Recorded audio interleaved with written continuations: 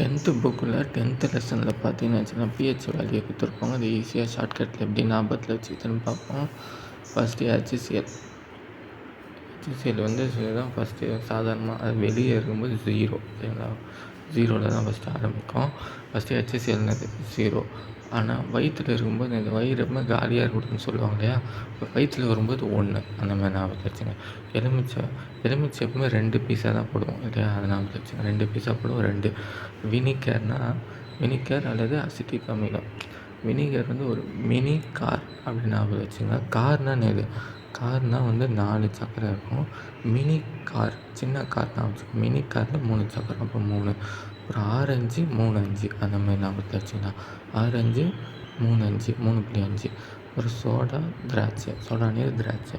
இது வந்து soda water ஞாபகத்தில் வச்சுங்க. சோடா அது வாட்டர் பாட்டில் மாதிரி ஞாபகத்தில் வச்சுங்க. அப்புறம் இங்கே திராட்சை வந்து ஒரு கிரேப்புன்னு சொல்லுவாங்க, அது ஒரு கேப்புன்னு ஞாபகம் வச்சுங்க. இப்போ கிரிக்கெட்டில் ஸ்ட்ராட்டஜிக் டைம் மட்டும் வருவாங்க ஐபிஎல்லில். இப்போல்லாம் ஏதோ ஒரு கேப் வருதுன்னு வச்சு கிரிக்கெட்டில் அப்போனா வருவாங்கன்னா இது கேப் இல்லைன்னா கேப்பில் சோடா வாட்டர் எடுத்துன்னு வருவாங்க ஓகேங்களா. வாட்டர் தான் எடுத்துன்னு சோடா வாட்டர் நான் வச்சுங்க ஓகேங்களா. சோடா நீர் எடுத்து வருவாங்க. எத்தனை பேர், ஒரு 4 பேர் எடுத்துன்னு வருவாங்க நான் வச்சுங்க. 4 ஓகேங்களா. 4 பேர் எடுத்துன்னு வருவாங்க. 4. அடுத்தது வந்து கேப்புனா கிரேப் சொன்னால், கிரேப் வந்து சில வாட்டி புளிக்கும் இல்லையா, புளிச்சுன்னா கிரேப்னால் 4. கிரேப் வந்து புளிக்கும் சில வாட்டி, அதை கொஞ்சம் ஏற்று 4.5. புளிப்புனா 4.5 நம்ம புளித்தப்பால் 4.5 அப்படின்னா இப்படி நான் வச்சு தூய பால்லாம் 5, புளித்தப்பால் 4.5. நீங்கள் இப்படி ஞாபகத்தில் வச்சுங்க. தூய பால் இது 5 ஓகே. மேலே புளித்தப்பால் இருக்கா, இந்த கிரேப் வந்து நான் சொல்லிட்டு புளிக்கணும். இப்போ கிரேப்னால் 4 போட்டுருங்க. புளிப்பு கிரேப்புக்கு 4, பால்னால் 5 ஓகே. கீழே பார்த்து தூய பால் 5, அந்த 5 மேலே அப்படியே போட்டுருங்க. புளிப்புக்கு 4 கிரேப் ஆச்சா, புளிப்புக்கு 4 பாலுக்கு 5 4.5 அந்த மாதிரி ஞாபகத்தில் வச்சுங்க. இது தூய பால்னால் 5. இது கடைசியில் பாருங்கள் மெக்னீஷியம் பாலும் 10. தூய பால் இது வந்து மக்கி போன பால் ஞாபகம் வச்சுங்க. தூய பால்னால் 5, மக்கி போன பால் 10 அந்த மாதிரி ஞாபகத்தில் வச்சுக்கலாம். அடுத்தது வந்து மனிதனின் உமிழ்நீர் 6லேருந்து 8. இப்போ காலைல வந்து பல் தேய்க்கல என்ன பண்ணுவோம், உமிழ்நீர் தானே, வந்து துப்பினே இருப்போம். அதனால் 6லேருந்து 8க்குள்ளே பல் தேய்ச்சிடணும் அந்த மாதிரி ஞாபகம் வச்சுங்க. உமிழ்நீரில் துப்பினே தான் இருப்போம், இல்லைனா 6லேருந்து 8 மணி இது துப்பினே இருப்போம்.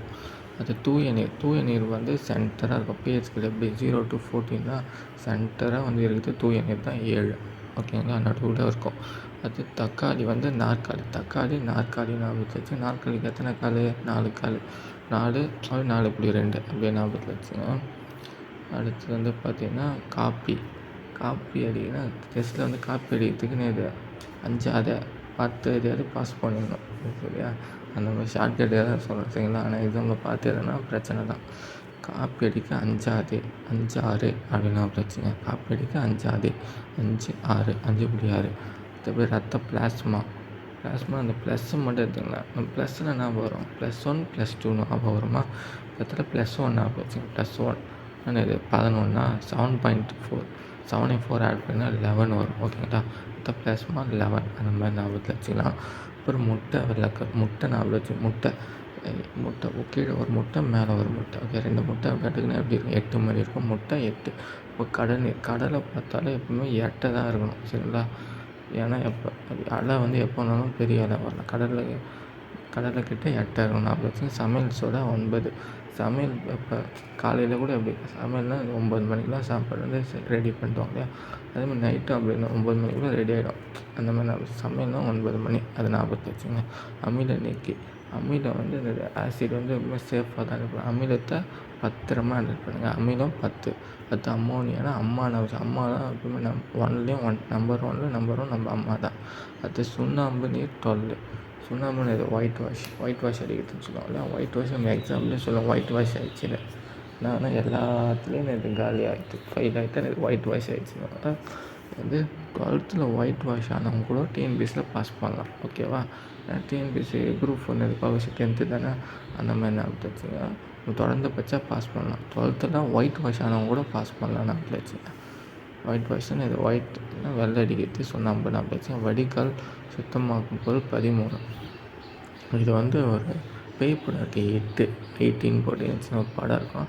அந்த படத்தில் பார்த்தீங்கன்னு வச்சிங்கன்னா பேய் வந்து வடிகால்லேருந்து தான் வரும். ஒரு காவா கேப் இருக்கும். அதுலேருந்து தான் வருமா அந்த பேய். நல்லா ஞாபகத்தில் இருக்கு. ஓகேவா? வடிகால். அந்த பேய் இருக்கிற இடமே ஒரு பாதாள சாக்கடை தான். அந்த படத்தில் பார்த்தா வடிகால்லேருந்து பேய் வரும் ஞாபகம் வச்சு. ஓகேங்களா? அப்படி இல்லைன்னா என்னது, நீங்கள் ஈரம் படம் ஞாபகம் வச்சு. அந்த படம் பார்த்தீங்கன்னா ஈரம் படம்னு இது. ஈரம் படம் வந்து தண்ணி தானே பேய் மாதிரி இருக்கும். வடிகால்லேருந்து வர தண்ணி பேயாக இருக்கும். பேய்னா 13, வடிகால் 13. அந்த பேய் எப்படி வந்துச்சுன்னா, அந்த பேய் வந்து எரிச்சிட்டாங்க. சரிங்களா? அதுக்கு அடுத்த நம்பர் எரிசோடா 14. ஓகே, பேய் வந்து எரிச்சிட்டாங்க. அடுத்த நம்பர் எரிசோடா 14. அடுத்து மெக்னீசியம் பாலும் மேக்னீசியம் சொல்லிட்டேன். மக்கி போன பால் 10, தூய பால் 5. அவ்வளோதான். ஹெல்ப்ஃபுல்லாக இருந்திருக்கும்னு நினைக்கிறேன். சரிங்களா? இது ரொம்பவே முக்கியமானது தான். திரும்ப திரும்ப கேட்டிங்கன்னா ஈஸியாக ஞாபகத்தில் வச்சுக்கலாம். தேங்க்யூ.